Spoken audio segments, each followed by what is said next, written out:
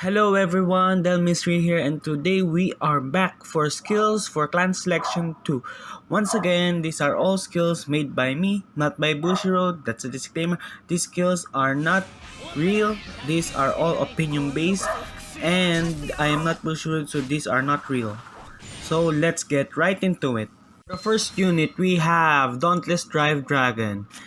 For his skill, it is auto on Vanguard or Rearguard Circle, counter +1 and soul +1.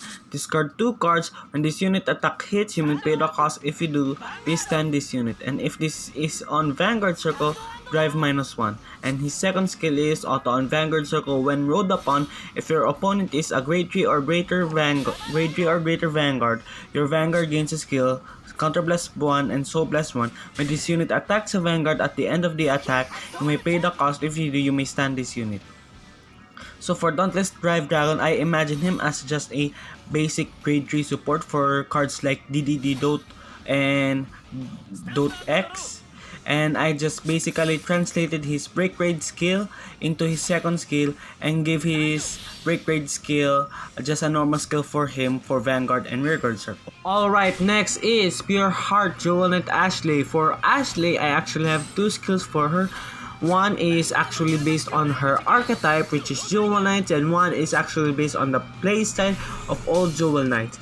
For her first skill is continuous on Vanguard Circle. During your turn, for each Jewel Knight in your Rearguard Circle, your Vanguard gains plus 2,000 power, and act on Vanguard Circle once per turn, counter +1.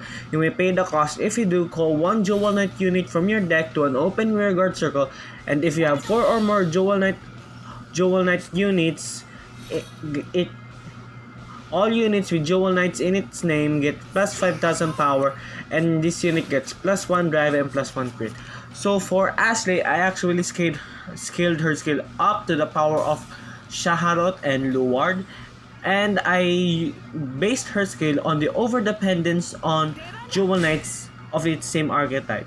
Like in the all Jewel Knights cards like Salome, you need to have 4 or more Jewel Knights. So that's what I kind of based Ashley on. I did not based on her break raid skill because I think Ashley can stand its own. And I always think of the supporting units for Clan Selection 2 for the remaining slots of Clan Selection 2. Okay, now let's discuss her second skill, which is continuous on Vanguard Circle. For each grade 1 unit, this unit gets plus 2,000 power, and all grade 1 units get intercept and can intercept from the back row. And next is act on Vanguard Circle, counter +1 and soul +1. For each grade 1 unit in your field, perform the effects below. 2 or more, all grade 1 units get plus 5,000 power.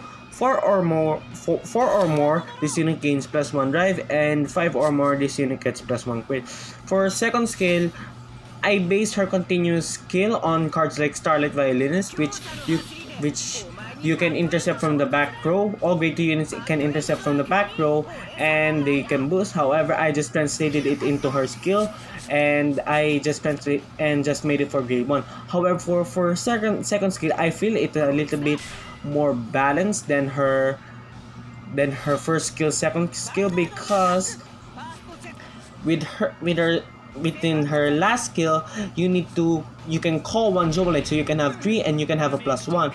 However, for this skill, it is much more monitored. However, it is much more based on numbers for each grade 1. I use grade 1 instead of grade 2 like Altman, because grade 1s are what define Jewel Knights, with cards like Syphil and Tilda, which calls tons of grade 1s. And I think that it very suits Ashley for being over reliant with its field. So yeah, that's what I think of making Ashley's skill, and I think it's a bit overpowered. However, it's a little bit more in line of its playstyle. For the next unit, we have Evil Stealth Dragon Tasagare Hanzo. For his first skill is auto on Vanguard Circle. When placed, call 2 token units to the back row. And then his next skill is act on Vanguard Circle once per turn. Retire 1 token unit. This unit gets plus 15,000 power. And if you have a Evil Stealth Dragon Akatsuki Hanzo, choose any number from all rear guards and return them to hand. Your opponent discard cards from his hand equal to the amount of cards returned to hand, and if the amount of cards discarded is 3 or more, this unit gets +1 critical. For Tatsugare Hanzo, I imagine him as just an original Hanzo, however, just more instead of having to manipulate your own field, however, has more focus on manipulating the opponent's field, more in line with other Dragon Empire boss units. The next unit we have is legendary Prism Duo Nectaria. Auto on Vanguard Circle CB1. When this unit attack hits, if you have a Prism in your soul, then you may pay the cost. If you do, you can return 2 rear guards to your hand and call 2 rear guards with Prism in its name from your deck to an open rear guard circle. And her second skill is Auto on Vanguard Circle CB1. When this unit attack hits, if you have a Duo in your soul, then you may pay the cost. If you do, you can return 2 rear guards to your hand and call 2 rear guards with Duo in its name from your deck to an open rear guard circle. For Nectaria, I imagine her as just like her old version. Nectaria is a retrain of her old grade 4 version, and I imagine her as being a Prism and Duo merge unit. However, we don't have duos yet in Vanguard standard, so I think that you just ride on top of Nectaria, or they will have duos as a budget deck or a boss unit deck for the next Bermuda extra booster. For the next unit we have is Regalia of Wisdom Angelica. Her skill is act on Vanguard Circle, so blast 3. Look at the top 4 cards of your deck, put 2 to the top of your deck, put 1 to the bottom of your deck, and put 1 as an equip wage, and her continuous skill is Vanguard or Rearguard Circle. All units with Divine Gauge get plus 3000 power and boost, and if this unit is on Vanguard Circle and it is your opponent's turn, those rearguards cannot be affected by anything of your opponent's cards. Her continuous skill is actually based on Yggdrasil. I just add a power boost for more power for Angelica, and then her act skill is actually based on her stride bonus retrain. So because Genesis now going in the direction of Revelation, I just put her skill as act, and being Regalias as being the Divine Gauge, the budget deck, I imagine her as being sort of like Yggdrasil, however with just a power boost. For the next unit we have is the DP representative Galaxy Beast Zeal. For each skill, act on Vanguard Circle once per turn, counter +1 and swap +1. For each force marker in the field, all of your opponent units gets minus 3000 power. If the unit is on 0 power, retire that unit. Auto on Vanguard Circle when this unit attack hits. If your opponent's power is below 9000, you get a gift Imaginary Force.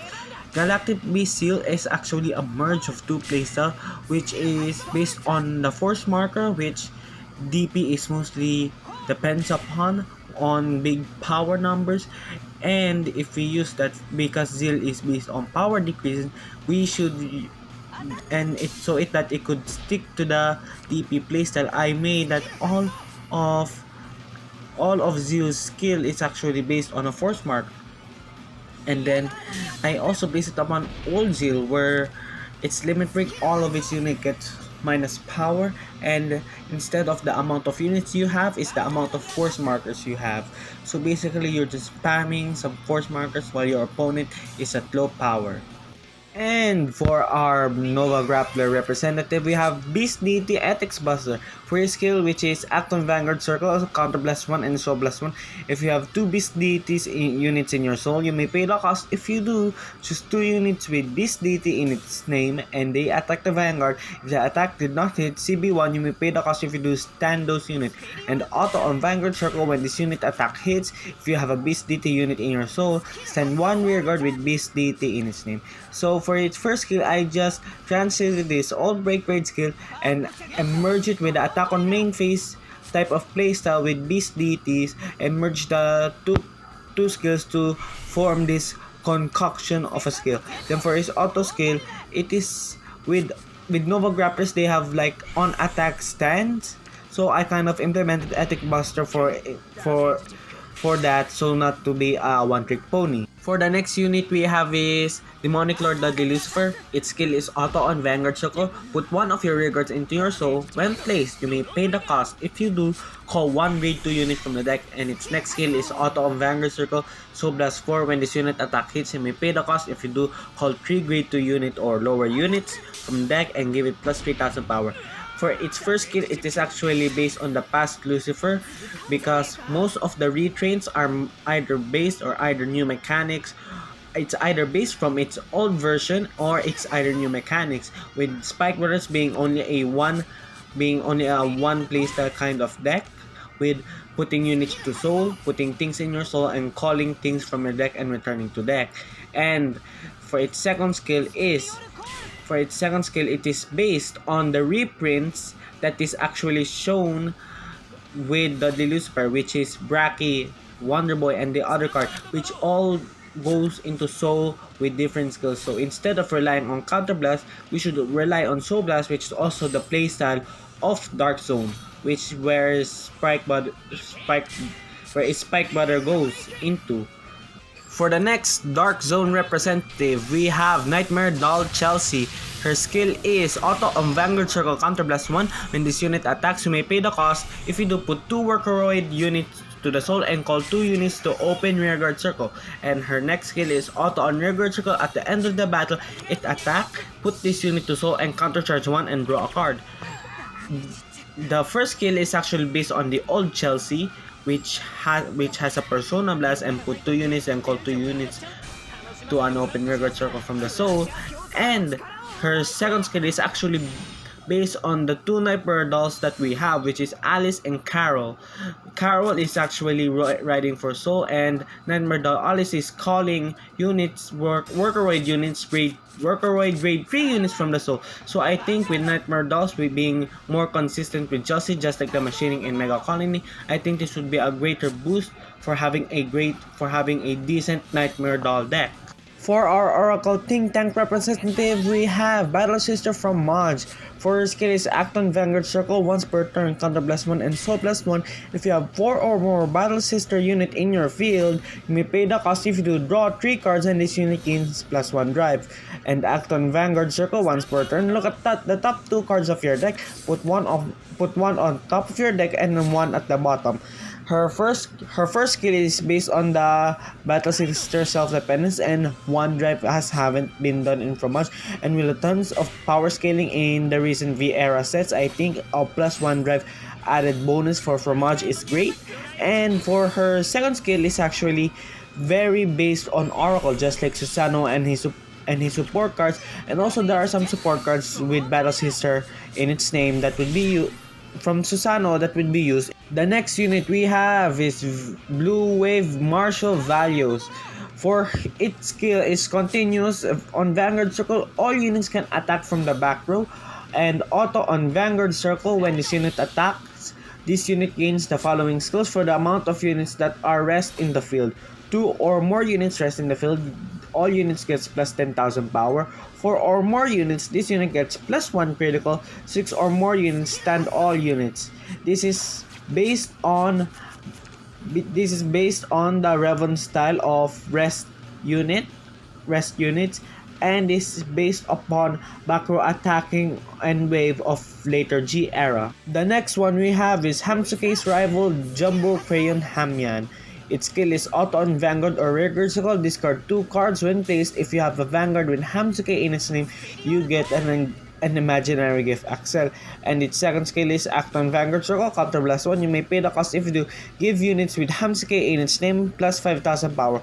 For Hamyan's skill, I imagine him as just a supporting rear guard for cards like the Hamsuke line and even Big Belly, because some Hamsuke support are used in Big Belly decks, so I think Hamyan would be a good Big Belly support card. And also for its first skill, it is based upon the